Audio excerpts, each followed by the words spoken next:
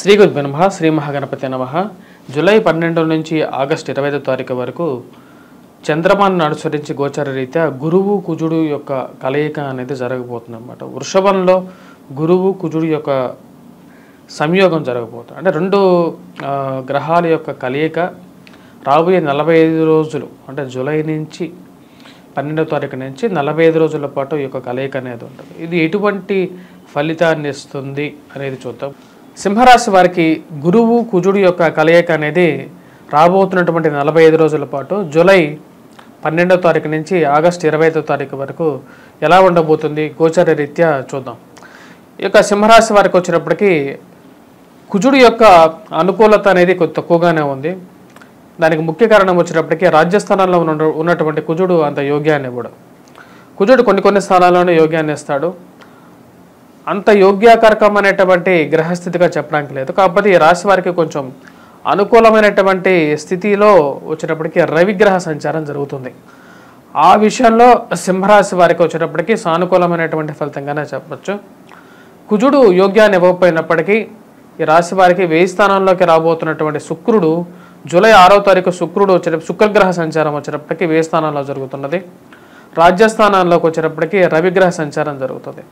రవి ఎప్పుడైతే రాజ్యస్థానంలో ఉంటాడో అది వృత్తిపరంగా వ్యాపారపరంగా కూడా అనుకూలమైనటువంటి లాభస్థానంలో ఉన్నటువంటి రవి పూర్తి యోగ్యాన్ని ఇవ్వగలుగుతాడు.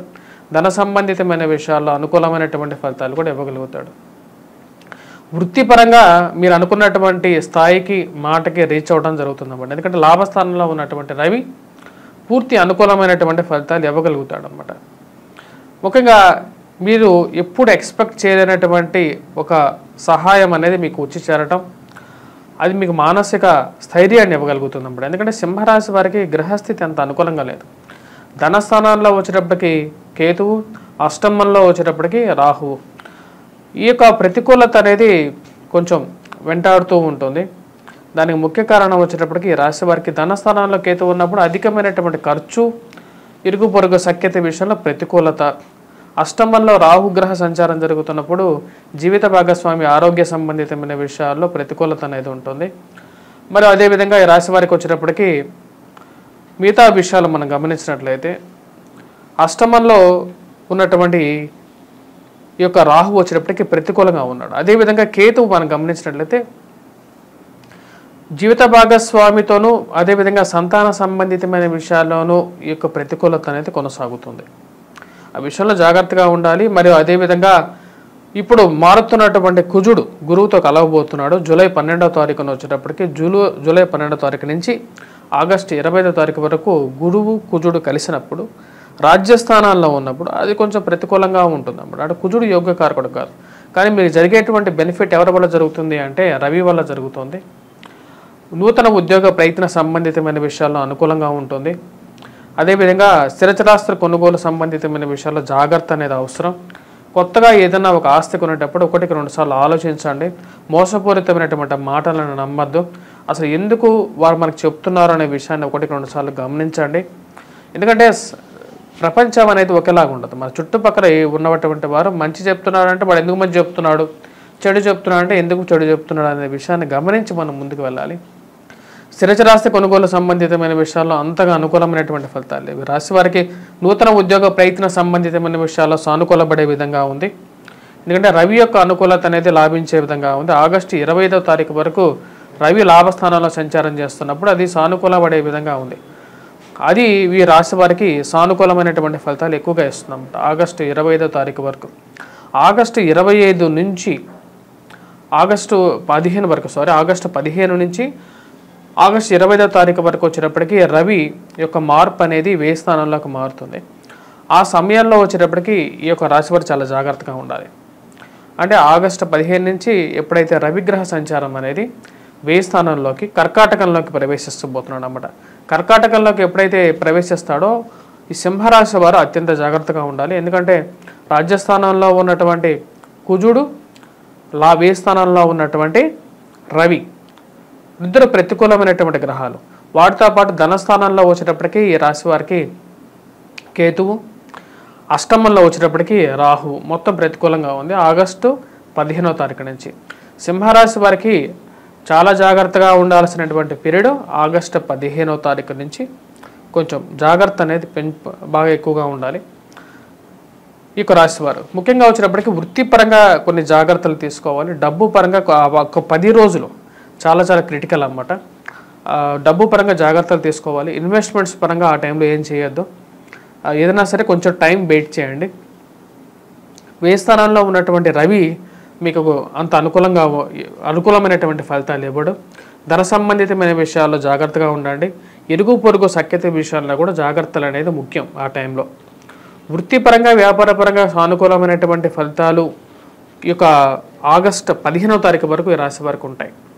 నూతన ఉద్యోగ ప్రయత్నాలతో పాటు ఎక్కడన్నా సరే మంచి అవకాశాలు పొందటానికి కూడా కొన్ని ప్రయత్నాలు చేయగలిగితే సానుకూలమైనటువంటి ఫలితాలు పొందడం అనేది జరుగుతుంది.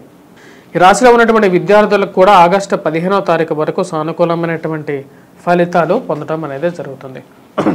మానసిక చింత నుంచి బయటకు రాగలుగుతారు. ఒక సెల్ఫ్ కాన్ఫిడెన్స్ మీద వెళ్ళగలుగుతారు. మరియు అదేవిధంగా ఈ రాశిలో ఉన్నటువంటి వ్యాపారస్తులకు ఎలా ఉంది అనేది చూద్దాం.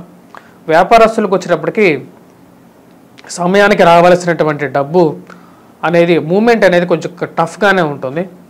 దానికి ముఖ్య కారణం వచ్చేటప్పటికి కేతువు రాహుకేతువులు ఇద్దరు ప్రభావం, అదేవిధంగా రాజ్యస్థానాల్లో ఉన్నటువంటి కుజుడు రాబోతున్నటువంటి కుజుడు జూలై 12వ తారీఖు నుంచి రాబోతున్నటువంటి కుజుడు కూడా కొంచెం ప్రతికూలమైనటువంటి ఫలితాలు ఇవ్వగలుగుతాడు.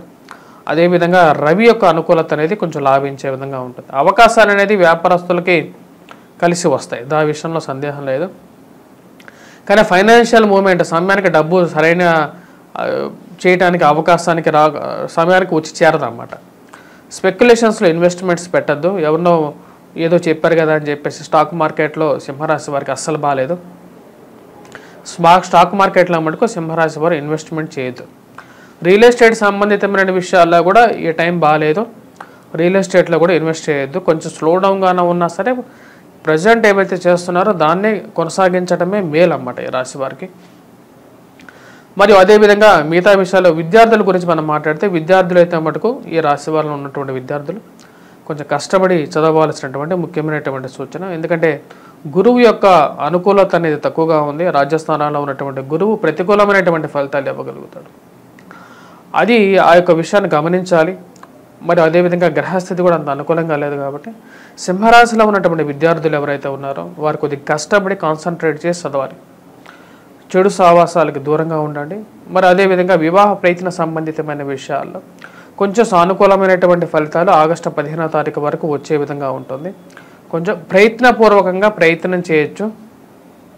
ప్రయత్నం చేయడానికి ఎటువంటి అవరోధాలు కలగవు. 15వ తారీఖు వరకు కొంచెం సానుకూలమైనటువంటి ఫలితాలుగా చెప్పచ్చు. కొద్ది కష్టంగా సాధ్యమైనటువంటి ఫలితాలు అయినప్పటికీ కూడా కొద్దిగా ధైర్యంతో ముందుకు వెళ్తే సానుకూలమైనటువంటి ఫలితాలు పొందగలుగుతారు. ఈ రాశి వారు చేసుకోవాల్సినటువంటి ముఖ్యమైనటువంటి పరిహారాల్లో కుజుడి యొక్క అనుకూలత రీత్యా సింధూరాన్ని ధరించడం అనేది ముఖ్యమైనటువంటి సూచన. అదేవిధంగా ఈ రాశి వారు గురువు యొక్క అనుకూలత రీత్యా గాయత్రి మంత్ర జపం, సరస్వతి మంత్ర జపాన్ని చేయడం అనేది ముఖ్యమైనటువంటి సూచన. గురుగ్రహ మంత్ర జపం చేసుకోగలిగినా సరే సానుకూలమైనటువంటి ఫలితాలు పొందగలుగుతారు. వైవాహ ప్రయత్న సంబంధితమైన విషయాల్లో మరియు జీవిత భాగస్వామి ఆరోగ్య సంబంధితమైన విషయాలు ఈ యొక్క 2 విషయాల కోసం రాహుకేతువుల యొక్క పరిహారం చేసుకోవాలి.